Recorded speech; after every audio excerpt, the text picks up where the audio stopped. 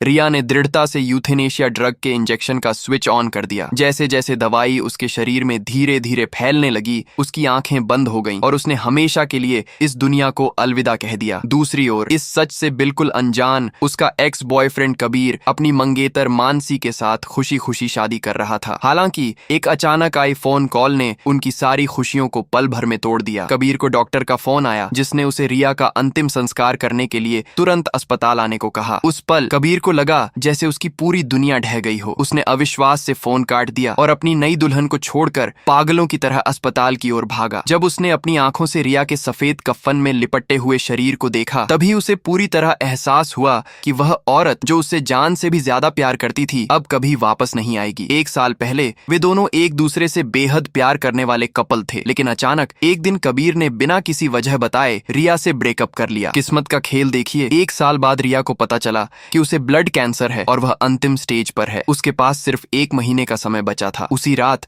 रिया ने कबीर को फोन करके अपनी बीमारी के बारे में बताया, लेकिन उसे कबीर का ठंडा और बेपरवाह जवाब मिला। इस दुनिया में अब कुछ भी न बचा देखकर रिया ने अगले ही दिन अस्पताल जाकर 3 दिन बाद के लिए यूथेनेशिया की बुकिंग करा ली। अस्पताल से उदास मन से बाहर निकलते हुए उसकी मुलाकात ठीक 1 साल पहले उसे छोड़कर गए कबीर से हुई। कबीर को गलतफहमी हुई कि रिया उसे वापस पाने के लिए उसका पीछा करते हुए अस्पताल आई है। रिया ने बस इतना कहा कि वह रूटीन चेकअप के लिए आई थी, लेकिन कबीर को लगा कि वह झूठ बोल रही है। तभी कबीर की मंगेतर मानसी वहां आ गई। उसने रिया को अपना परिचय दिया और गर्व से बताया कि वे दोनों जल्द ही शादी करने वाले हैं। रिया के लिए सबसे चौंकाने वाली बात यह थी कि उनकी शादी की तारीख ठीक उसी दिन की थी जिस दिन रिया की यूथेनेशिया की तारीख थी। रिया ने अपने अंदर के दर्द को छिपाया और उन्हें शादी की शुभकामनाएं दी और यह कहकर चली गई कि उसे जरूरी काम है। रिया के जाते ही कबीर को उसका फोन आया। दरअसल मानसी को कबीर की पसंद अच्छी नहीं लगी, इसीलिए वह चाहती थी कि रिया उनके साथ वेडिंग गाउन चुनने चले। जब रिया ने थोड़ी देर लगाई तो कबीर ने मानसी के हाथ से फोन ले लिया और हुक्म वाले लहजे में उसे समय और जगह बताई और रिया के कुछ कहने से पहले ही फोन काट दिया। अगले दिन रिया वेडिंग स्टोर पहुंची। उसके दिमाग में 3 साल पहले का वो सीन घूम रहा था जब कबीर ने उसे प्रपोज किया था। मानसी ने वेडिंग गाउन का कैटलॉग रिया को दिया और राय मांगी। उसने एक डिजाइन पर उंगली रखी पर कबीर ने तुरंत ना कर दी। रिया ने देखा वह वही गाउन था जो 3 साल पहले रिया को सबसे ज्यादा पसंद था। रिया को एक पल के लिए लगा कि कबीर को शायद अपना वादा याद है, पर कबीर ने रूखेपन से कहा कि यह स्टाइल बहुत पुराना है। रिया ने जवाब दिया, स्टाइल पुराना और इंसान भी पुराना। रिया के यह कहते ही अचानक उसकी नाक से खून बहने लगा। कबीर ने यह देखते ही तुरंत कैटलॉग छीन ली और पूछा, यह क्या हो रहा है? तब रिया को एहसास हुआ कि कबीर को उसकी चिंता नहीं थी, बल्कि उसे डर था कि कैटलॉग गंदा हो जाएगा।